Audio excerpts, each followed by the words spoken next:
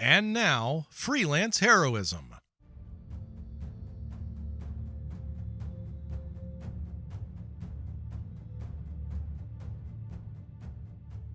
Hey everybody, welcome to Freelance Heroism. My name is Dees. And I'm Rachel.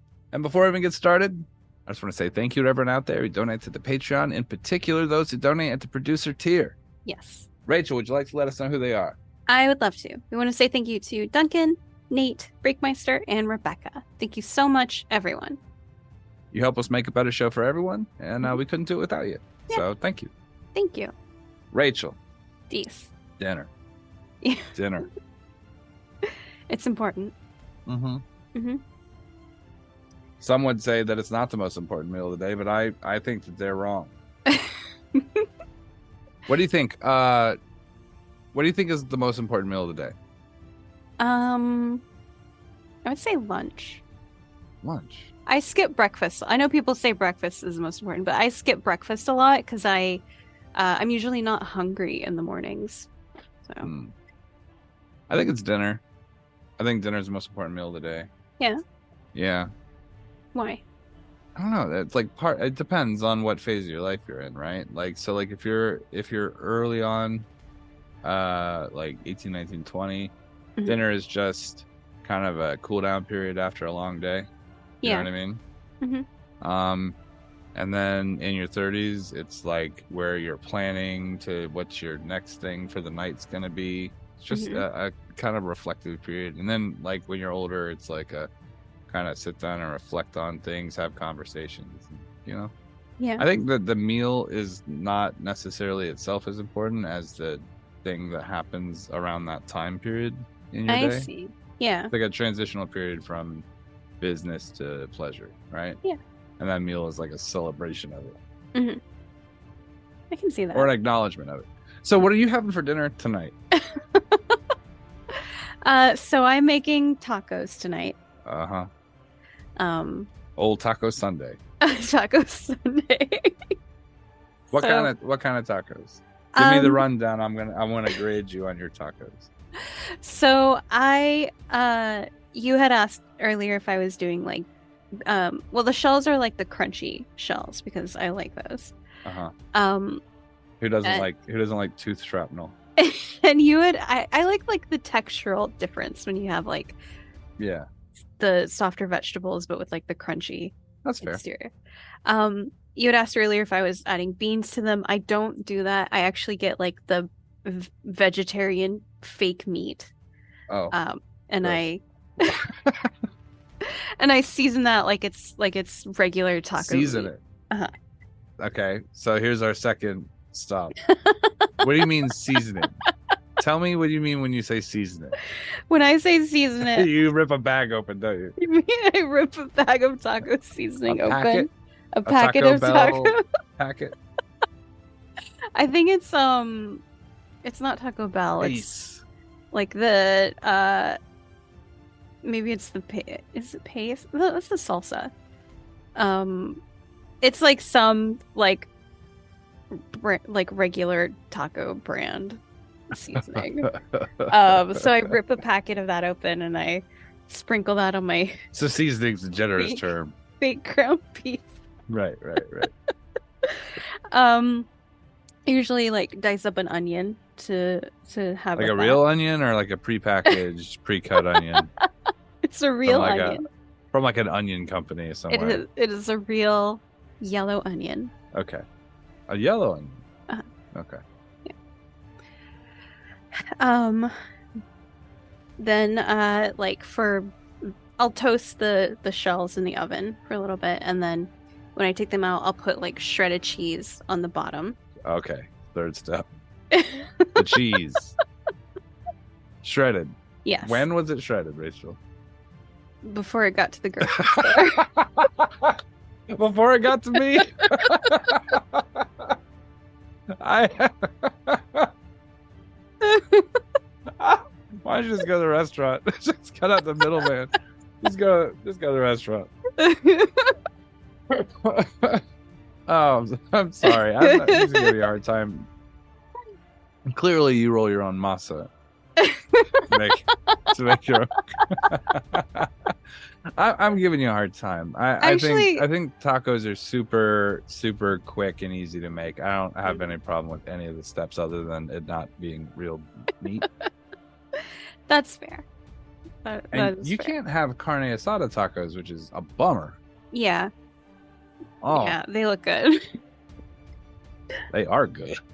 They are so good. Yeah, I'm trying to think about like my life if I were a vegetarian, right? Uh-huh. The things that I couldn't eat. Yeah. And it's like I get 2 minutes in and I'm like, no. Yeah, I mean, it's definitely not like an easy dietary restriction. Because even if I told myself like I don't want to hurt animals and I think that animals are hurt and that kind of thing. Yeah. I'd be like, after like a day, I'm like, I will punch a cow in his fucking face if I get to have carne asada tacos. I mean, like our society is sort of built on the assumption that people eat meat. Yeah. So, it's difficult to, a lot of times if like my friends want to go eat at like a new restaurant or we want to order from somewhere while we play D&D, like I feel like I have to look at the menu more closely than like some of the other people at the table. For sure. And then, it sucks because like sometimes there'll be something and it sounds really, really good. Yeah. And I cannot have it. Oh. And I'm sure I've definitely mentioned to you before, but like I really miss like crispy chicken. Yeah. Like, so anytime I see something like that on like a menu or even just like a fast food commercial and they talk about like this new spicy crispy chicken sandwich or something, I'm like, you're talking about the breading, yeah. Yeah, like that. Oh, I miss it. Pan-seared chicken's pretty good too. I don't know if you haven't had that in a while, but something about pan-searing a chicken just makes it taste fucking incredible. It's so good. That kind of like crispy exterior kind of. Oh god. Yeah. But yeah, tonight I'm gonna have my veggie tacos. I'm gonna add some like tomato and lettuce to it and pre-diced tomato. No, I brought a fresh tomato. I got a tomato spray I use. I just gotta spritz the top of the taco. Yeah, it's just ketchup. It's just ketchup. Actually, no, I'm giving you a hard time, but it's totally fair to make things like simple things that already pre-prepped. That's fine. I don't have a problem. I'm not like some fucking like food prep Nazi or anything. You just do what you do. Yeah. And sounds good. Like I said, I don't like fault anyone for eating meat. Like that's just like how everybody is raised. It's how like food is kind of assumed here for how people eat. So it's like it's difficult and it can be expensive to go on like a vegetarian diet. Well, the flavor and the taste is good. That's true. Like. Yeah. Anyway, so what's the episode? So we are back in our Candlekeepers game this week. This is Candlekeepers Chapter 11. Oh no. Tax issues. Or bankrupt. Candlekeepers Chapter 11 bankruptcy. Oh no. Candle not keepers. Candle sellers. Candle pawners. Oh. All right. You pawn a candle? Probably. Huh. Probably don't get much. Probably not. Unless it's a special candle.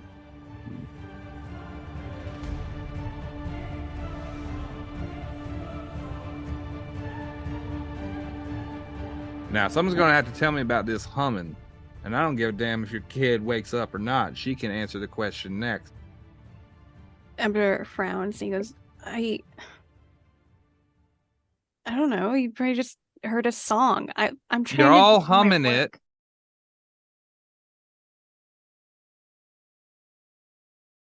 Same song. Isn't that strange?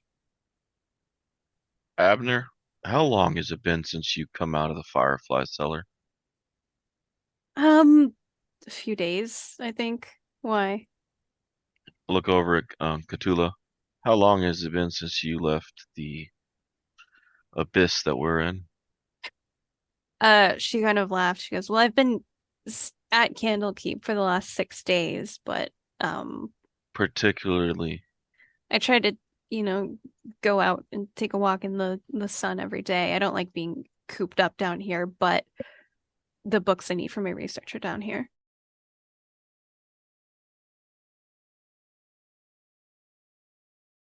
we Let's see started if all singing it this morning after being here all night.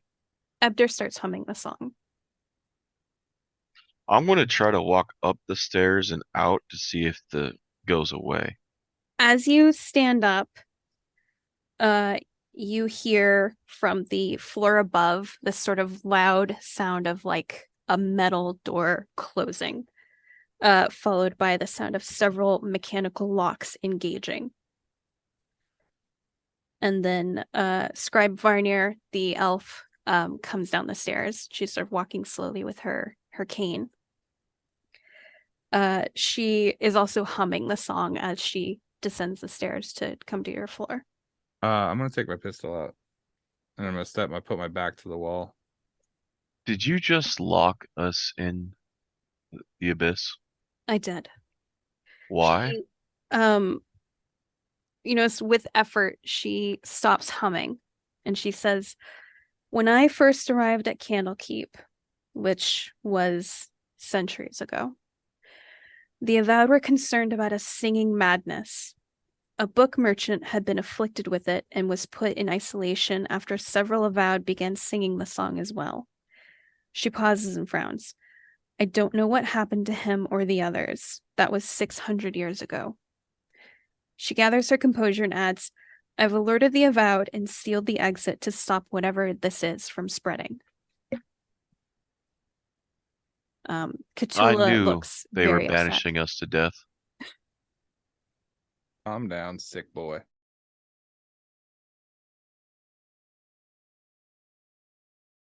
Cthulhu frowns. She goes, "I can't just stay down here." And then she immediately starts humming the song again when she stops speaking. Does this mean we're sick, Mr. DeAngelo? Only as sick as the rest of the world. You all stay right here. Where's your kid at? Abder frowns. She's probably downstairs drawing. That's what she typically does. She's in her room? Yeah, she should be in her room. No one goes in that room. We're sick, maybe she ain't. I'm gonna go listen to the door and see if I can't hear anything, and I'll make sure not to hum nothing that's audible.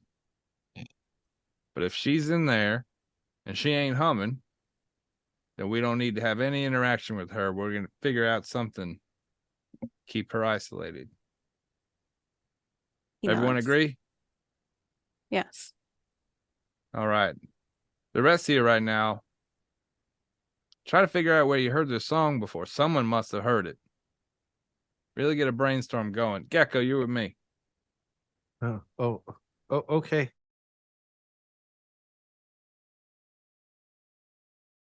Should I roll intelligence to see if I can remember from anything? Yeah, please do. Sure. I would like to try and intimidate the song from getting to get out of my head. 21. You have likely never heard of like a contagious song. Although something like this, isn't like totally out of the realm of possibilities. This is a world where magic exists. But the event that Scribe Varner is talking about is from quite a long time ago. It's like way before your time. So, and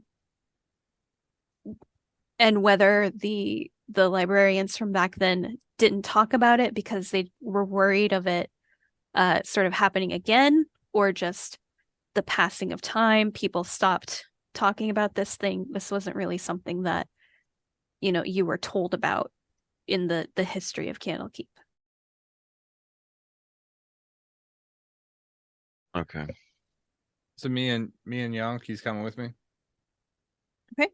All right, we're gonna walk downstairs, and as soon as we get downstairs, before we get in the hallway, I'm like, I need you to do two things for me. First, I'm pretty certain you're on the level. You seem far too dim to flicker in a dishonest way, if you catch my drift. I know you don't. Don't interrupt. Two, I don't think that you're dishonest, so I must assume that your compatriots on the level as well. Can't trust any of these other people. You vouch for your buddy? Are you talking about Mr. DeAngelo? Yeah, him. The sick one, the one that looks like he's gonna pass out. Oh, well, he's just Goth kid. He's kind of sad all the time, but he's nice enough. And we've gone on a couple of jobs, and he's always been very nice, and we've worked very well together. He's I think you can trust him. I trust him. All right, that's enough. You're gonna keep going. If I don't stop you, it feels like runaway train.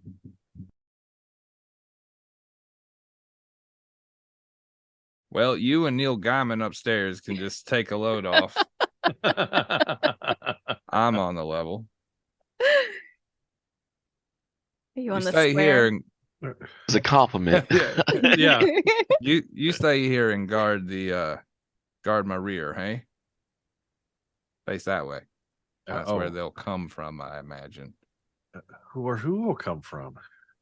Well, we don't know that yet. Just keep an eye out. Keep a look in that direction, and to see if someone's coming. Okay. And don't move. And don't hum if you can help it. You just see me just freeze. Perfect. It's good to stay low energy. So you guys are in the worm tunnel having this conversation? Yes. Okay. I'm going to pull like a bandana up over my mouth, and I'm going to cover my mouth so that way I don't breathe anything out and I don't make any noise, right? I'm going to cover I just want to listen to the door. I don't want to make any noise as I approach. I just want to listen to the side of the door and see if the person in there, the girl who's drawing or whatever. Well, you're going to reach the kitchen first. Oh, okay. Do you do that to the kitchen door? No, there's no one else in there, right? Everyone was up at breakfast. Not everyone is at breakfast. Oh, okay. Well, yeah, then I'm going to listen. Okay. As I approach. You very clearly hear someone moving around in the kitchen and whistling the same melody that everyone else has been humming. Okay. I'm going to walk in. Okay. You find Crinkle, the Kenku. They are cleaning up the kitchen after cooking breakfast, and they're just sort of whistling as they work, and it is very clearly the same melody that everyone's been humming. The gun in my hand. I'm going to hold my badge up. They stop, and they're holding a tray of I'm not pointing it at them. I'm just pointing it off to the side, but I'm holding the gun and the badge. So, with the bandana still on. Get down, put the prep down, walk down the hallway, wait out there. They're still whistling as they set it down. Is everything okay? Everything's gonna be okay as long as you do what I say. You do it pretty briskly. Understood? Out in the hallway. They look at your gun. They say, out in the hallway. Galeby's in the hall, or down the hall. Don't hurt her. I'm not gonna hurt her. I'm here to help. Get down the hall. All right. They walk past you and they go into the worm tunnel, still whistling the tune. I'm gonna look at Yonk. I'm like, he's okay. Yonk is just frozen, but you kind of see him blink to acknowledge. That's subtle. I like it. I'm gonna put the mask back up. I'm gonna walk down the hallway slowly. Okay. I'm gonna listen to see if I can hear anything. So you were told that Gilby's room is the second door on the left. Okay. As you approach that door, you can see that it is halfway open. Okay. And you can hear a little girl humming inside.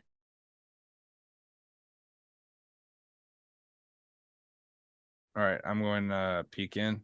Okay. Try to be subtle. This is very obviously a child's room. Toys are scattered on an unmade bed, and piles of clothes obscure all but a few bare patches on the floorboards. Above a writing desk in the corner dangles a dragon marionette made from brass and wood with wings of canvas dyed red. A round firefly lamp hangs in the opposite corner. And you see there's a little girl about 8 years old, dressed kind of plainly, but she has like kind of a tattered like little cloak with a hood pulled up. And you can see she's got like very curly black hair underneath it. And she's just let's see, what's she doing? She is playing with dolls, and she's just sort of like humming the song as she's playing. Anything look suspicious in here? Give me a perception or investigation. The room's pretty messy. I'll do a perception. Okay. Oh, I have to roll on the actual button. Hey, 23. Okay. So you notice the writing desk has like a pile of papers on it. And you know how like if you were to color on a paper and then flip it over, you can still tell from the back of the paper that there's like it's been colored on. Mm-hmm. All of these papers have been flipped face down. That's suspicious. All right, I'm gonna go to draw her attention. Okay. She looks up. She looks kind of surprised and she goes, "Hi." You can see she's missing one front tooth. Hi. We're having a little trouble. We'd like to try to get everyone together if we could. I mean, trouble? Is my dad okay? He's all right. He's upstairs with the rest of everybody having Mhm. breakfast. So if you want to just head down there, I had your bird, the bird man, you know, bird, Crinkle. whatever. Yeah, him and my friend Gecko are in the hallway. He's a big lizard man. Pretty nice though. Looks kind of like those guys dangling about up there on the spinny thing. She looks at the marionette. She goes, "Can I bring it to show them?" You know what? That's a great idea. Okay. Okay. She jumps up. She leaves her toys on the floor, and she runs over and gets the marionette down. I'm gonna put the pistol away while she's doing that. Okay. And she will hurry past you and she'll say, "Where?" You'll Where are see they? him. He's big and lumpy and he's spiky and he might not move, but that's probably for the best. Okay. Okay. Thanks. And she'll Yeah, no problem. run past you. All right, I'm gonna go in and take a look at the photos, the pictures that are face down. Okay. Why would you color something that you didn't want to look at, unless it was something that was upsetting? So, right, start flipping them over. okay.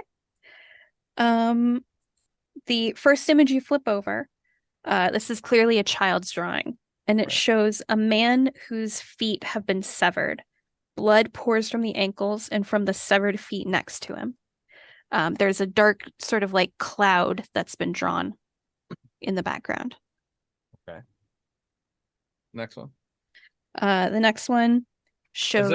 Is the picture of a person? Is it any discernible person? Does it look like anybody? It's kids drawing, so. No, there's not really enough detail for it. Doesn't have a beak, does it? No, it doesn't have a beak. Right. It's a human. Okay, next. The next one shows a boy who is underwater grasping at his throat, and there's another black cloud in the background. Okay. Another? The last one shows a dog with a severed hand in its mouth, and there's another black cloud kind of above it in the background. Starting to get kind of a vibe here. I'm gonna collect all the drawings. Okay. I'm gonna fold them up like once over, stick them in my coat. Okay. When I get out, I'm gonna listen to the other doors. Is there any other hums or whistles or anything coming from them? You take like a minute to kind of walk around and check all the doors. You don't hear anything else in any of them. Okay. All right, then I'm gonna head back towards Yonk. Okay. So we will cut to Yonk. Yonk, you see the kitchen door kind of flies open, and you see this little 8-year-old girl with she has like a little cloak on, and she's clutching this little dragon marionette. Like the strings are getting all tangled and the wings are getting like attached. She sees you and Crinkle and she goes, "Ah, look!" And she runs over holding up this marionette. You're muted. That's racist. I'm so conflicted right now because on one hand I see a child with the toy and I'm instantly but I was also told that I'm supposed to keep an eye on what's going on. So I'm like twitching Oh, no. a little bit because I'm like, I really, really want to engage with this, but I really don't want to, Oh no. let the man with the Mr. Hatman down. With the walnut cracker. When a dog gets like too excited but it's trying to be good and it's just like shivering. Yeah. If this keeps up too much longer, I'm gonna roll over on my back and pee all over the place. Don't say that. I haven't looked at my dog in an Oh hour. no, I'm sorry. Oh no. She'll run over I to just like hold up this tangled marionette, and you see her. She's like, "Hold on, he has a wing, but it's," and she's just like making it more tangled. Shh. I'm like, where? What? Hi. Hi, I'm Galby. I'm young. That's Crinkle. I know. We're supposed to be watching this door. The man with the man with the hat said that I saw a man with a hat. Was it a red hat? No. Gilby cracks this case wide open.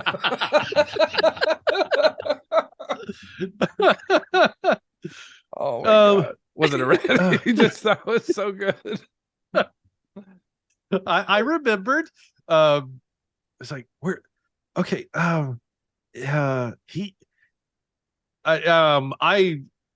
I guess maybe I have enough wherewithal to determine as to whether or not she's like humming or anything, and she's not, right? She is humming it. Oh, she is humming it. Okay. Yeah. Anytime she like stops to try to like she immediately starts. She immediately starts humming it. Okay. And you realize you're also humming it. Great. I have an intelligence of 9. I'm going to immediately break what I'm supposed to be doing now to try and help untangle this poor child's marionette, and I immediately just kind of get involved in that. Thank you. This is my dad bought this for me. Oh, you your dad's Mr. Ebner, right? Yeah. Oh, okay. He always keeps telling us we had to be quiet because you sleep a lot. I was asleep last night. Oh, okay. But I wake up really early. Oh, okay. Cool. Have you ever been to the children's section in the library? I don't think I've seen you come by. Not yet. My dad's been really busy with work and he hasn't been able to take me. Oh, you have to come up. You have a personal invitation to my section. You work in the children's section? It's my section. I like working. It's my section. So all my books are all neat and stacked and everything. I can tell you where every book is, whatever you want to read. I know exactly where it is.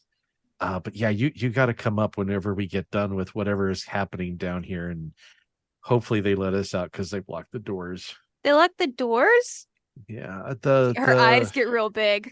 Yeah, I think it's okay.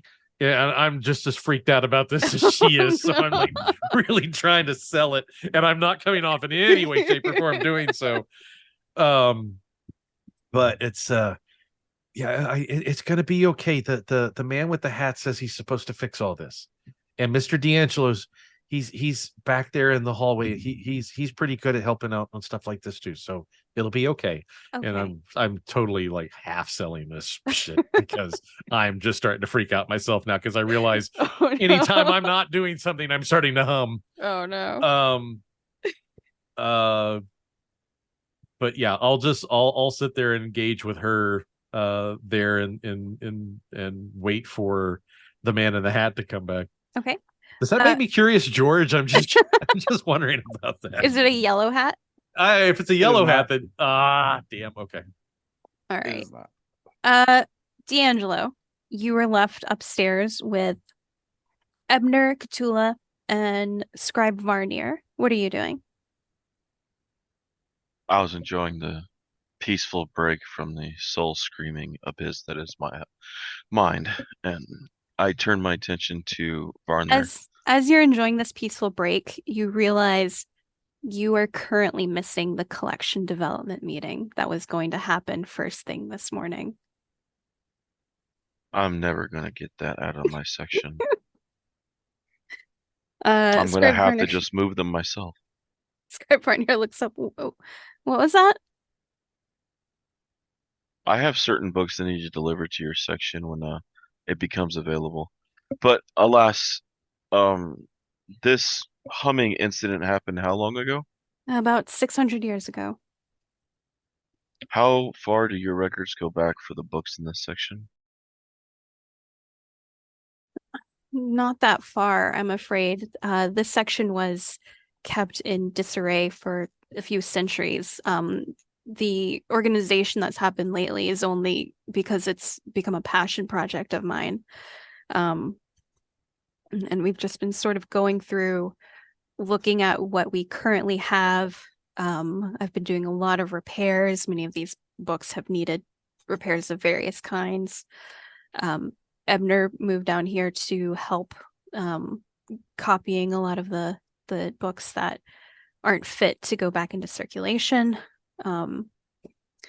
But I haven't found any sort of records dating back 600 years. How long has the humming been going on this time? Well, I just noticed it this morning. Abner, how long have you been humming? Ebner frowns and he's like, just this morning, I think. I don't remember before then. So what happened last night, and what books did you pull out or move last night? It's the goddamn jam. You son of a bitch. You had to eat those damn jellied fruits, didn't you? Ebner frowns, he kind of gestures. He's like, this is the same book that I was making a copy of last night. I'm still going through it. What's the title of the book? So the title that Ebner has is it's titled what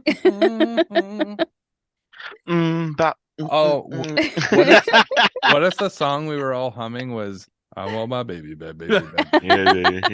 I just figured it was the end theme to the Jeffersons was all that is. The song that plays over the credits at the end. I thought the Red Fox theme. Was it the Crash Dummies that had the one song? Oh yeah, Crash Test Dummies. Yeah. Oh my god, don't do that. You're welcome, Freelance out there. Rachel, you can solve this by humming it for us. You could just let us know what it sounds like. It's Schrodinger's song. You can just hum it and collapse the waveform, and then we'll know what it is. Right. The book that Ebner is scribing is called Thieves Can't or Can They? Oh, that is definitely not the book. DeAngelo's not even going to look at it any further. It's a little it's so mysteriously not the book. It's literally about not making sound, which almost makes me suspicious of it. Scribe Varnir will say, I've been rebinding some books, and she'll gesture to the room to the south, She'll say the bindery is in there. I'll go that way. Okay. It's at least something to do.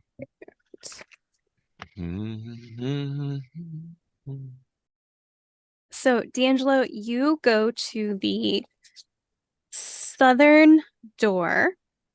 It is currently closed. I reach for the handle to open it. I don't even knock. It is unlocked. Okay, cool. So this room, it's just one single room. It's like sort of rectangular, but the eastern wall kind of like curves with the circular shape of the main room. Leather bits, wood shavings, and paper scraps litter the floor near a large workbench. Tools and contraptions are organized neatly around a handful of books in different states of disrepair. Stools surround the bench, one of which has a leather apron draped over it. All right. I look over the tools slowly and then move to the books that has been worked on recently. Okay. So the tools here are used for bookbinding, leatherworking, wood carving, and painting. And this is sort of like a kind of messy workstation. You can see there's a ledger that rests on one of the stools, and it's open to a list of 4 book titles, each one with a repairs needed entry beside it. Their titles in associated repairs are as follows: Festivals and Festivities of Ancient Cormyr, replace cover. Okay. Living a Dream, 3 Years Among the Stone Giants, replace cover. Shem Shime's Bedtime Rhyme, repair spine. Oh, wait, what? Shem Shime's Bedtime Rhyme, repair spine. Oh. All right. Wait a minute. Repair spine? Uh-huh.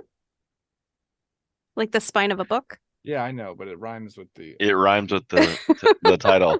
No wonder people are humming. And the final one is Halfling Superstitions, rebind. I could take the last 2. The Shim Shines and the Halfling Superstitions. Give me a perception or intelligence check. It's a mimic. Oh, fuck. Hold Check on. your shoes, bitch. Well, we're going for intelligence checks right now. Mm-hmm. Because fuck my perception. 16. Okay. So looking kind of at like the mess of the desk, you find that there are only 3 books that are on the table. Shem Shime's Bedtime Rhyme is missing. Oh, fuck me. And we will cut back to our mysterious behatted stranger as he steps into the worm tunnel and finds Yonk very excitedly trying to help a little girl untangle a dragon marionette. Wow, stoic as ever. He just kind of looks up and you see him sort of take on this, oh, I'm so busted look. His face. It's fine. It's fine. But I think we all head back upstairs for a bit. Hey, little girl. Uh-huh. You did some drawings recently? I like to draw myself. Yeah. You didn't like them? Didn't come out right? She kind of does this thing where like she suddenly gets very shy and she like looks away from you.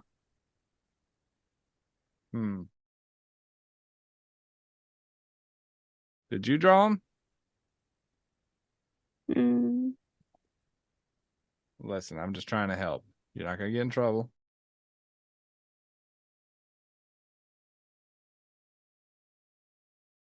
I should go find my dad. And she runs down the hallway. She's gone. I should go. Y'all get up there. Oh, I'm sorry, Gecko, get up there. Crinkle looks at the two of you and says, "Can I go back to cleaning the kitchen now?" No, I think you better stick with us, Birdman. I have a lot of work to do. We all have a lot of work to do, and if you don't get upstairs right now, you're going to be doing it in cuffs. Yeah, I make ones for birds too. Get moving. Yeah, we handcuff birds. What of it? Handcuff birds where I'm from. Shit. I huff glue straight out the fucking tube, son. I think a handcuffing a bird. That's not even a Wednesday night for me. I don't even snort meth. I just eat it. I just throw it in my mouth like rocks and crunch. Oh no. Sprinkle that shit on my Cheerios, motherfucker. Get upstairs. Florida man. I rub it on my butthole. What of it? I sprinkle it on the ground in a fine powder and I just pucker and drop. I drag my ass across it like a dog. All right. So you guys comes out crusty like a fucking like one of those fucking Dutch apple pies. we call that the Tennessee butt drag. You guys go back upstairs. Rachel, you want to hear more about the Dutch apple pie? I do not know. Oh, okay. All right. Hey, dealer's choice.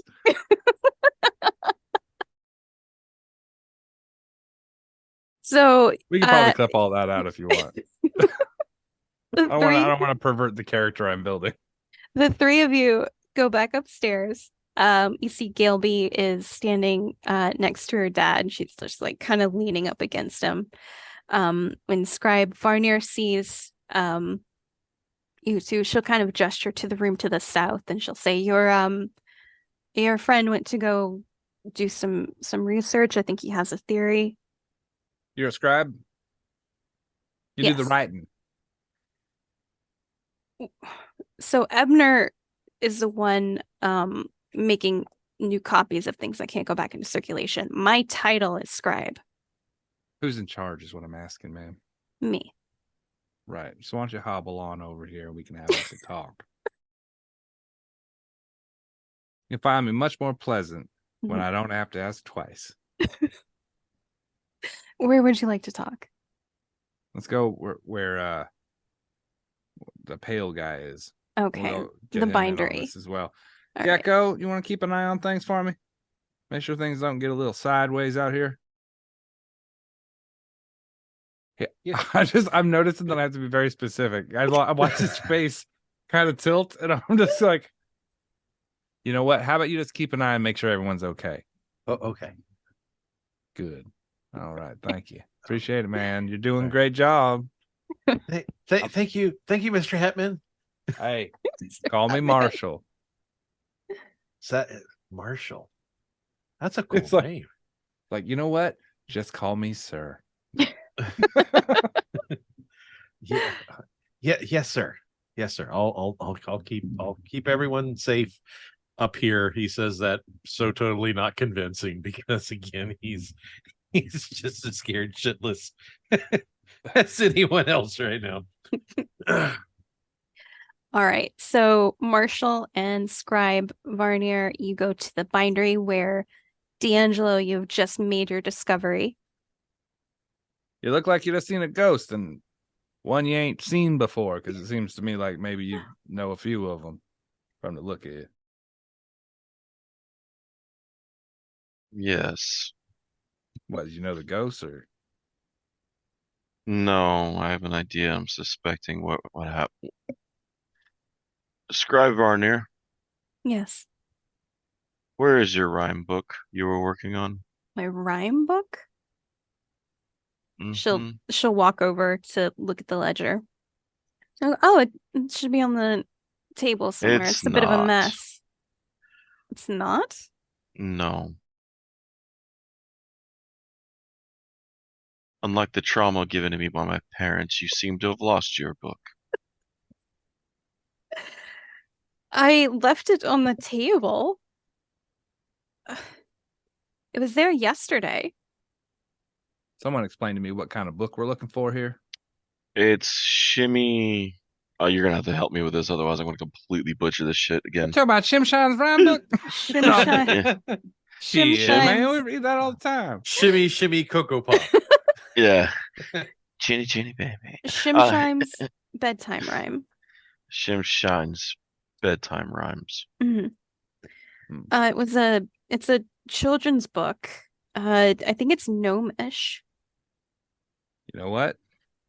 I'm thinking I might know just the guy to talk to about this. I'm just sitting here thinking they lied to me. There is a children's book down here. Well, they had to be repaired. It's not in circulation right now. Oh, well, but that's a technicality. There was a book down there, and y'all could have read it. What if the entire arc, every character is just a passing like fascination for Yonk trying to retrieve individual children's books from these terrible situations? Yonk is the central character in all of these things, and we're just we're just characters in his pop-up world. We get to the end of the Candlekeepers adventures, and then it just pans out, and it's actually a children's story Yonk's been reading this whole time. So, while Marshall and DeAngelo are talking to Scribe Varnier, suddenly a shrill sound tears through the Firefly Cellar, overpowering all other noise. Though it rapidly rises to an uncanny pitch, you recognize Ebder's voice. You look over, Yonk, you have a front row seat to this. Ebder's eyes are bulging in terror, and his entire body is just like just tense, like he's paralyzed. The humming suddenly changes, and he begins to sing. Galeby is like grabbing at him, and she's going, "Daddy, Daddy, Daddy," and he is not like acknowledging her. Instead, and everyone hears this, Ebder, in the same tune that everyone's been humming. See a mother scything wheat, forgotten husband sleeping near. With one swing she took his feet, with another took his ear. Does the shadow have a name? Shemshime. Causes grief, avoids the blame. Shemshime. See a dog that knows how to heal, never heeds plea nor command. Mother gave it a tasty meal, dog chose instead to eat her hand. Does the shadow have a name? Shemshime. Causes grief, avoids the blame. Shemshime. See a son doing his chore, washing clothes for folk in town. Fell into the river's roar, sank to the bottom and drowned. Does the shadow have a name? Shemshime. Causes grief, avoids the blame. Shemshime.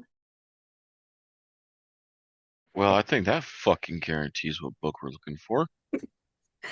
Ebder suddenly stops singing. And immediately after, let's see. Are we in the doorway? Can we see this? Yeah, you can see this. You can approach him if you would like as this is happening. Weapon out. Okay. I have finger on the trigger, hammer back. All right. I have a counterspell reaction readied. As you approach, as this rhyme ends, Yonk, I need you to give me an intelligence saving throw. Fuck. We are so fucked. Intelligence saving throw at a -1. Hey, holy shit! Look at that. It's a 17. Wow. Oh my god. My dude. That's why we stay low energy in the hallways. So you can save it up for that shit. I had my... you see this, like everyone sees this, but this sort of like black shadow like sort of coalesces around you. Yonk, you begin to see something within the shadow, and you are so afraid, but you manage to look at Galeby, this little girl who is absolutely terrified. She's so worried for her father that you find this inner strength to not be afraid in this time, and the shadow sort of dissipates and is gone. Did we see the shadow? Yes. I want to fire. I want to fire at the shadow. Okay. Like, oh, great! It's a magic weapon. Mhm. So I'm testing well, yeah, that's something. Yeah, I'm gonna just fire a regular shot at it. Okay. Up above everyone, by the way. All right. Give me your 17. Okay. The bullet tears through this cloud and hits a bookcase behind it, and the bullet digs into the wood, and the shadow disappears. Any noise? Any Not noise from the or not from the hum, shadow. hiccup or anything? No. All right. I'm gonna reholster. Okay. You all saw that too, right? Yeah, we saw it. And as a matter of fact, I might have some evidence to show you guys too. Little girl, I'd take a seat if I were you. She is still like clinging to her father. Ebder's sort of come out of this, but you are all still sort of you all notice that you're no longer humming the song. You are now sort of singing it under your breath now that you know the words to it.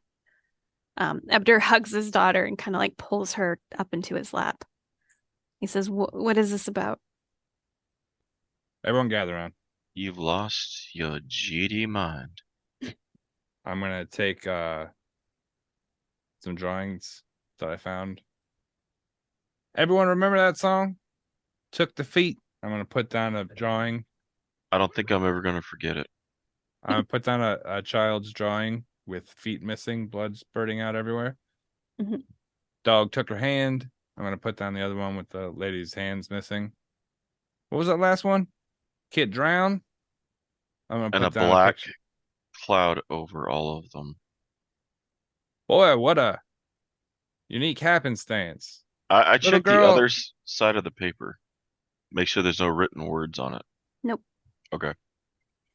Little girl, I think that we're all in a tough situation here, but you need to start talking about what inspired you to draw these pictures.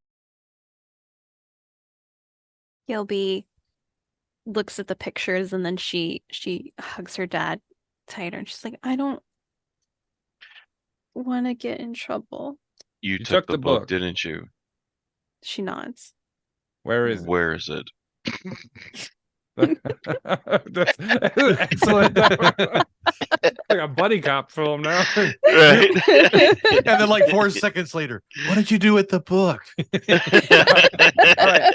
You'll be Nick Nolte. I'll be Eddie Murphy. We'll get this done in 48 hours. Right?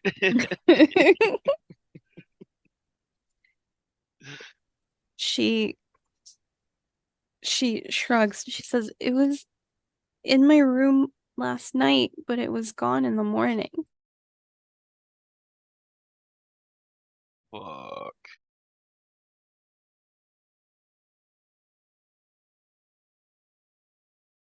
We need to start looking. Couldn't have got out of here, could it? Look at her father. Did you take the book from her room after you put her to bed? He shakes his head. I didn't notice anything. I just checked to make sure she was still asleep and I went to my room. Anyone else go in the kid's room and take the book? Hey, Crumble. I'm looking at the bird guy. Crumble. You were back there. You were back there with the little girl. See a book? Crinkle shakes his head. Anybody see this book? Katala, by accident? See it at all? No, I haven't looked at any children's books. Shit. Well, this seems to be a fine how do you do. The book just got up and walked away. Which room was hers? In the back, second on the right. I'll head that way and pull out my wand of secrets. Second on the left. Left, sorry, pardon. I'm going to go activate the wand of secrets in the room to see if there's any secret entrances or anything. Okay. So you go into Gilby's room. Very messy. You activate the Wand of Secrets.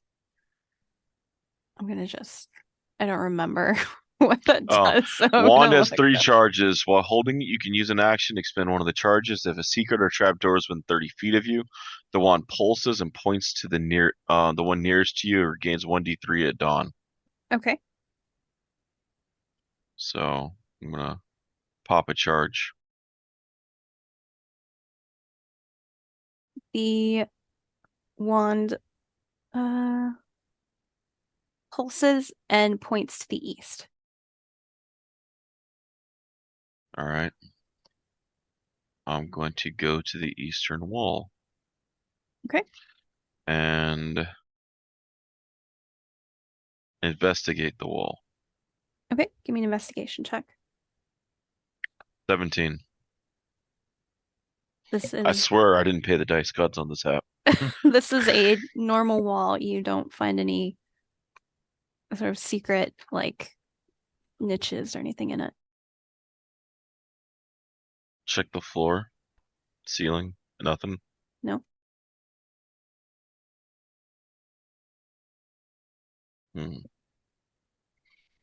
But the wand vibrated this way. Yes.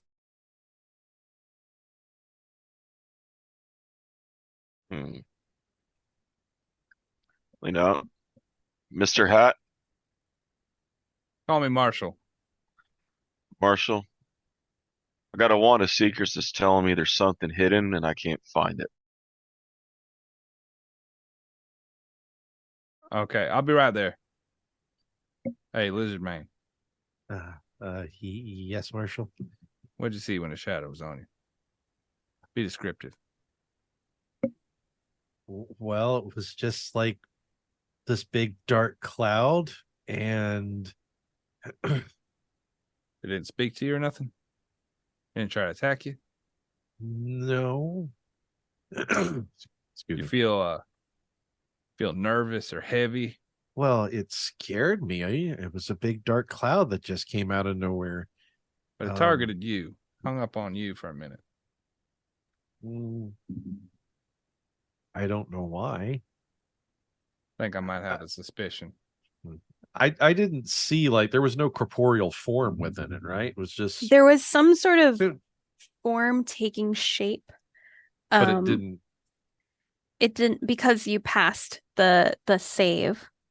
But essentially, like in meta terms, it was going to manifest as whatever Yonk's worst nightmare is. Okay. Beefy getting stabbed in the heart. Oh no. Yonk going into a rage and accidentally hurting someone. Yeah, that would probably do it. Okay. They puff Marshmallow Man. It just popped right in there. It feels very much like a Yonk thing to say. Yeah, it really does. Someone's taken all of my books out of alphabetical order. Oh God. Oh no. But I don't read, so I don't know what order that is. But it feels. I got the drow reassigned to your section. Yeah. Oh, no. I think you might have just committed a crime. Oh. Ooh. By the way, I'm an officer of the law. Don't tell me that. Yeah, exactly. I just look at Marshall. It looked like it was going to turn into something, and then it just disappeared after you made the loud banging noise with the thing that you got. Nah, I think you're giving me the credit when it was you. I didn't fire until after he was leaving. Oh. You repelled that monster. Nice work. Thank you. The tune continues to tug at each of your minds, willing you to intone its sequence of notes. You all become aware that the song is not only in your head. Somewhere nearby, a deep and melodic voice is singing the words. All right. Can we, I mean, just from the sound of it, is it possible for us to track it, the direction? Yes. You're pretty sure it's coming from the second floor. I have a question. I'm gonna go to where DeAngelo kind of said he had a secret or whatever. The third floor. Right. Okay. And then he says it's in that direction, right? Mm-hmm. But Yeah. he can't find any entrance or exit. Mm-hmm. My question is, if I were to construct this building in my head, mm-hmm. just lay the floor plans right on top of each other. Uh-huh. From this room, directly above us, would there be another location? You said that they were kind of like spiral staircase, so I'm assuming it's a round map. Yeah. Multiple layers of round. The first and second floors are definitely just like one directly on top of the other. Right. The third floor, because of like the weird like long nature of the worm tunnel, and then the rooms branch off to the east. It's possible that the maybe not directly above it, but close enough above the floors would be the northern room on the second floor, which no one has gone into yet. I'm gonna look around at everyone. Not you, pointing at my two compatriots here. Anyone here good at fighting? Anyone here ever been in a bar brawl? Bunch of fucking nerds, what y'all are. Fucking books. You ever read a book about fighting? Jesus Christ, come on. Have you ever thrown a book at somebody because you were pissed? You ever thought about hitting someone? Gilby speaks up and she says, I read a book about an elf who could turn into a dragon, and then when people were mean to her, she would be a dragon, and then people wouldn't be mean to her because she was a dragon. I know that book. That book is awesome. Yeah. How about y'all just go in different rooms? That might be the safest bet, I'm thinking, because I hate to shame the author of Dragon Book, but it might not be the training that we're looking It's called Princess Dragon. Yeah. Right. I can't believe you don't know that. I'll add it to my reading list. You two coming with me. I'm going to deputize you. That's all right with you? Yeah. I'm going to splash a little water on your forehead and we're going to call it a clean deal. What do you think? I look at Mr. DeAngelo. I'm just like, I have no idea what he's talking about. He wants to give you one of them, one of those stars to put on your chest. Oh, yes, please. I don't have a bunch of extra ones laying around. Just imagine you got one. Okay, I'm good at imagining. Okay. Good. And we'll make sure. I just kind of like do the motion where I like put it on my chest. We'll get you a gold star when we return to the children's section. I just had to deputize a dinosaur and a vampire to get this job done. All right, we're heading upstairs. This sounds like a bad 80s cartoon. That did not come out in 1993. Vampire Dinosaur Law. Dinosaur Vampire Law is filmed before a live studio. The names are made up, but the places are real. All right. So Dick Wolf. Sorry. So the three of you are back on the second floor. You can hear like this voice that is singing the song over and over. It's definitely on this floor, and you can tell it's coming from the northern room. All right. With me, I'm gonna take the lead. Okay. It's a door, I assume, closed. Yes. I'm going to charge through the door. Okay. You charge through the door. It is unlocked. It flies open. All around, fireflies float lazily about like embers caught in the air. 3 writing desks sit against the north wall with a sheepskin rug beneath each one. On one of the desks rests a book beside a stack of paper, along with a stoppered ink jar and a porcupine quill pen. Another desk has a leather case on it. A moldering tapestry hangs off-center on the west wall. To the southeast is a wood-paneled wall with a closed door set into it. A weak yellow glow emanates from under this door. Is that where the sounds come from? It sounds like it's coming from the closed door in the southeast. Pistol out. Okay. I'm gonna take some cotton from my pocket and rip it and shove it in my ears. Okay. You were still singing the song yourself. It's not the worst idea I ever heard.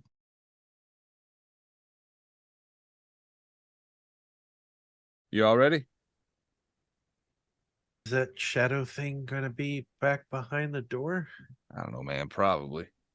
I'm gonna swing the door open and be like, "All right, Claddy, come out." The door is locked. I got this. I'm gonna ready. Yonk will pull out his great axe. Actually, that's a good. We all had our own system for getting the door open. No, but this is a good point. My great axe of warning as we get close to the door, is it doing anything? Is it warning me that there's danger behind this door? Let me double check what. It says this magic weapon warns you of danger. While the weapon is on your person, you have advantage on initiative rolls. In addition, you and any of your companions within 30 feet cannot be surprised except when incapacitated by something other than non-magical sleep. The weapon magically awakens you and your companions within range if any of you are sleeping naturally when combat begins. No.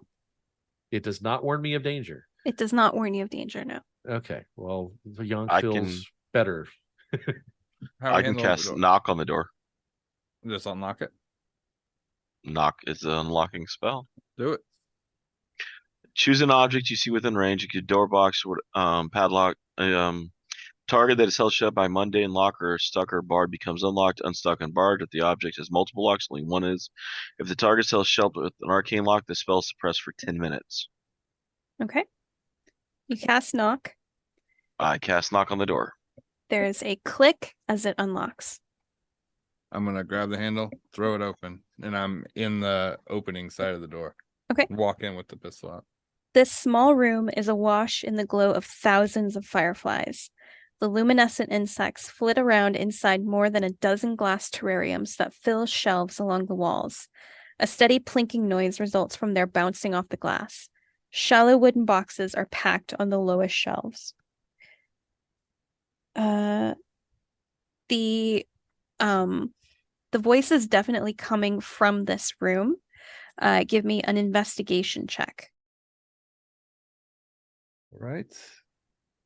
Look forward to whatever that is. It's not gonna be Never great. mind. It's I'm gonna not. I'm gonna use a lucky 20. roll. Okay. No, actually, no, I'm not. All right. I got a 14. All right. Out of 9. So Marshall and DeAngelo, the two of you pinpoint the singing to a corner of the room, sort of like on the floor. This is like the floor here is like stone. I swear, if you say it's a copy of the little girl downstairs, I'm walking the fuck out. I assume it might be the book. As you're sort of am your investigating, daughter. as you're Shit. investigating this area, one of the stones on the floor is loose. It's sort of a kind of like, probably like a pretty good size like slab, maybe like a 3 foot by 3 foot, but you can tell that it's like loose in the floor in this corner. Yonk, my friend, Uh-huh. would you be so kind to pull that slab out? The thing on the floor? Mm-hmm. I don't know. I got yelled at the last time I took out a section of the floor in the children's library. You're not gonna be yelled at this time. You're fine. Get it. Oh, okay. Do I need to make a check to yank this out, or No. Okay. No. Oh, Then I also realize that may have been poor choice of words on my part now that I think about it. I want to step back. I'm gonna put my foot in the door frame so that it's Okay. holding the door just in case anything wants to do any ghost shit. All right. Yonk, you pull back this stone and reveal this sort of nook that's about 5 feet across and 5 feet deep. Within are the skeletal remains of 2 humanoid bodies. One of the skulls has a hole in the back of it, and that is the one that is singing over and over.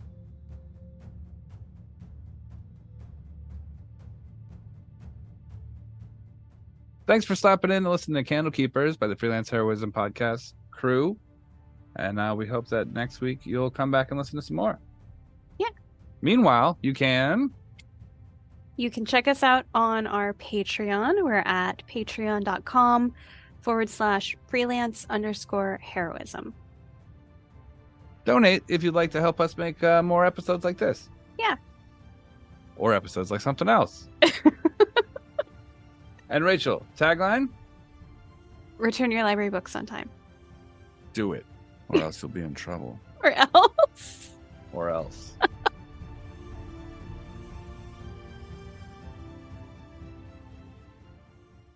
I was like so excited for this one for Yonk because like he's a children's librarian and there's like literally a little girl here. Yeah, when you mentioned that, I'm like, oh, this is gonna be fun. I'm gonna have someone on my level that I can talk to. Oh.